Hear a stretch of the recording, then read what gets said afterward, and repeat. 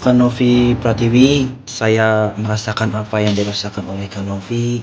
Mudah-mudahan Kak Novi diberi kesabaran lah. Emang nggak enak sih kalau kita udah baik sama orang itu, kita udah bantu dia, terus apalah intinya mah ikhlas lah ya kan. Tapi tiba-tiba balasan orang itu malah kayak gitu, kayak memputarbalikkan fakta kayak gitu Pak. Apalagi si Agus ini udah memfitnah, udah ngejelek-jelekin, apalagi udah melapor ke pihak yang berwajib tentang Kanovi Pratiwi. Perasaan Kanovi itu udah baik banget, udah bantu Agus, udah mencari bantuan ya kan buat kesembuhan si Agus ini, tapi si Agus malah kayak gitu loh, aneh gitu. Bukan si Agus doang sih, banyak orang yang kayak gitu, udah dibaikin sama kita tapi malah malah ngelunjak, malah berpikir negatif, malah itu inilah. Makanya Kanovi sabarlah, mudah-mudahan kan kebaikan Kanovi ini dilihat sama yang di atas. Ingatkan Kak Kanovi, Allah itu maha melihat Kanovi. Kanovi baik di mata orang lain dan di mata Allah. Gak apa-apa dijelekin kayak gitu, mungkin itu adalah cobaan dari yang di atas, biar Kanovi itu biar lebih sabar lagi, lebih kuat lagi Kanovi. Mudah-mudahan si Agus ini segera bertobat dan si Farhat Abbas ini ikut campur juga. Parah. Ya itulah Kanovi, sabar ya. Mudah-mudahan masalah cepat selesai. Bye.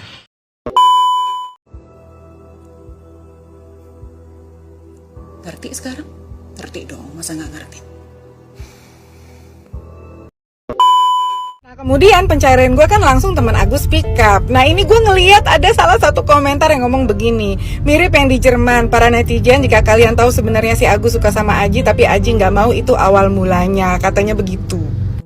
Dan gue melihat beberapa postingan Agus gitu ya, di saat dia itu masih sehat ya guys gitu kan. Memang banyak sekali postingan dance-dance-nya dia gitu yang ya slay gitu kalau menurut gue gitu, setuju gue gitu. Tapi kan itu tidak bisa langsung merujuk ke situ. Makanya kalau kata gue mah ya, Aji atau siapa bolehlah gitu diwawancara untuk menjelaskan duduk. Apakah cuma saya yang merasa kalau si Agus itu dia agak setengah masak gitu ya, agak war-war gitu ya? Apa perasaan saya aja gitu yang menilai? Hah? Good morning Agus. Kenapa Gus gak jadi ngelaporin Tenopi? Ditinggal sama pengacaramu FA ya? Kena lubang kan kau, masuk lubang yang salah kan? Siapa suruh bertingkah sih? Mending kau fokus bikin video TikTok kayak videomu yang waktu kerja itu. Begini.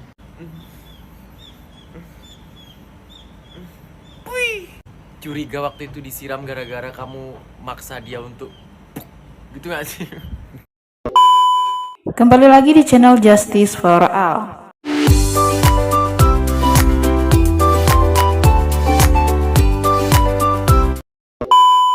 Baiklah, kali ini saya masih akan membahas tentang Agus. Mantan rekan kerja ungkap Aji pelaku yang siram air keras ke Agus, minta netizen tak salah sangka. Untuk selengkapnya simak video berikut ini. Ketika ada orang dibantu tapi nyolot, itu apa namanya? Itu namanya nggak tahu diri kan? Kalau aku nih jadi si Agus dapat donasi 1,5 M, aku akan mengutamakan kesehatanku, pengobatanku terlebih dahulu. Karena kalau aku nggak sehat, belum tentu istriku setia. Itu yang pertama. Ya, apalagi istriku masih cantik, masih muda, masih banyak pria-pria lain yang akan bisa menggoyahkan iman dia. Gini loh Gus, kita sih berharapnya orang-orang yang ada di sekeliling kita, terutama istri kita, ya itu tetap setia kepada kita. Tapi namanya manusia itu bisa berubah loh. Apalagi dengan keadaan Agus itu sudah tidak berpenghasilan, misalkan contoh gitu loh. Ada tipe orang yang nggak bisa struggle dalam masalah keuangan, yang memang dia hanya berharap dari pasangannya. Ya mudah-mudahan istri kamu adalah tipe orang yang mau berjuang untuk kamu dan anak-anak kamu. Harusnya ya Agus itu memikirkan kesehatan Agus dulu. Kalau kita sudah sehat, ya pastinya kan kita masih berguna loh buat keluarga kita. Ya kita masih berguna loh untuk anak istri kita. Kita nggak menjadi beban buat mereka. Karena yang namanya uang, mau seberapa pun itu, kalau gaya hidup kita melebihi daripada penghasilan kita, itu sebentar aja habis, nggak nyampe setahun juga habis. Udah bagus sebenarnya uang itu dikelola oleh yayasan, jadi jelas arahnya kemana gitu. Kalaupun ada kelebihnya kan toh juga akan dikembalikan ke kamu gitu, dan uang itu bisa kamu pergunakan untuk buka usaha. Jangan untuk beli rumah dulu, beli kendaraan dulu, usaha. Karena hidup ini kan panjang. Harusnya kamu bersyukur banyak orang yang sayang sama kamu, banyak yang peduli sama kamu gitu loh. Bukan karena mandang Novinya juga, tapi memang karena mereka peduli sama kamu sebagai korban. Dan mereka mau open donasi buat kamu. Tapi kalau sudah terjadi petisi dan kamu ternyata nggak dapat apa-apa, yang rugi kan kamu sendiri jadinya. Tahap sidik nih, baru lidik, ternyata tidak ditemukan bukti-bukti atau unsur pidana yang kuat, laporan polisinya kamu ini nanti bisa dihentikan penyelidikannya oleh polisi. Dan jangan lupa, proses untuk laporan polisi dalam pasal pencemaran nama baik dan lain-lain itu wajib harus ada restoratif justice. Yang jadi concern saya adalah kondisi kesehatan Agus ini kan, saya kira effortnya atau energinya lebih baik dicurahkan untuk mencari rumah sakit atau dokter terbaik untuk bisa memulihkan penglihatan Agus. Ini menurut saya, dengan kita lihat sikon ya, kondisi kamu, daripada kamu bikin laporan polisi, itu kamu sebagai pelapor kalau dipanggil untuk dimintain klarifikasi, BAP dan lain-lain, wajib datang. Belum lagi nanti kamu jadwal harus ke rumah sakit. Oknum yang memanfaatkan Agus, yang bujuk-bujukin Agus untuk bikin laporan polisi ini jahat banget menurut saya. Ini orang kenapa kok disuruh-suruh bikin laporan polisi, dibujuk-bujukin? Emang semudah itu ngelaporin orang? Tahapan prosesnya itu panjang loh, dan polisi itu benar-benar tegak lurus, presisi. Jadi kalau ngelaporin orang itu jangan asal-asalan. Kalau tidak ada terbukti unsur pidananya, kamu ngelaporin orang yang kamu laporin itu bisa lapor balik. Jadi melalui video ini, John Albert menyarankan nih, untuk Agus, ini saran terbaik dari saya. Lebih baik kamu dengar. Untuk Agus Miras, untuk Agus Air Keras, gue mau mengkritik soal kelakuan lo. Itu bukan menjelekan ya, ini pendapat pribadi gue untuk mengkritik sifat lo. Menurut gue lo orang yang tidak tahu terima kasih. Sudah dibantu sama Mbak Novi, sama Denny Sumargo, sudah dijembatani, dapat duit bantuan gede banget, 1 miliar lebih. Terus uangnya sebenarnya dikasih buat lu, buat kesembuhan lu, untuk membantu lu dalam proses pengobatan, tapi lu pakainya buat yang lain-lain, dan orang yang ngebantu jelas kesel gitu. Karena itu duitnya ditujukan buat lu, bukan buat lu pakai seenaknya. Nah, sekarang kasusnya jadi panas. Terus akhirnya ada satu pengacara, gue nggak tahu siapa yang lu yang ngontek atau lu yang dikontek, gue nggak tahu. Terus sekarang lu makin menjadi-jadi, malah lu makin ngejatuhin si Mbak Novinya. Menurut gue kayak kurang tahu diri. Menurut gue ada hal wajar teman-teman. Hal yang wajar adalah gini, mungkin karena kaget nggak pernah dapat duit segede itu, jadi pas dapat duit itu kayak langsung merasa, beh ini duit gue bisa pakai buat apa aja gitu. Terus keluarganya pada mendekat dan dipakai buat yang lain-lain yang bukan tujuan awalnya. Menurut gue di sini sudah jelas yang salah lu, bukan orang yang ngebantu lu gitu. Gue sih kalau jadi orang yang ngebantu lu juga pasti kesel gitu, karena duitnya tidak tepat sasaran penggunaannya gitu. Dan sekarang lu mau ngebalikin orang yang ngebantu lu gitu, duit itu juga nggak dipakai, nggak dimakan dia gitu loh, ngegalang dana buat lu, tapi lu nya malah gitu. Menurut gue cepet-cepet sadar. Di sini lu kelihatannya ngeselin banget. Mungkin juga, jadi make sense buat gue, mungkin juga lu kena musibah, dilukain orang gitu, karena lu ngeselin juga mungkin emang di daily life-nya. Jadi saran gue, berubahlah dan bertobatlah. Stop, nggak usah ribut-ribut. Udah akuin aja kesalahan lo.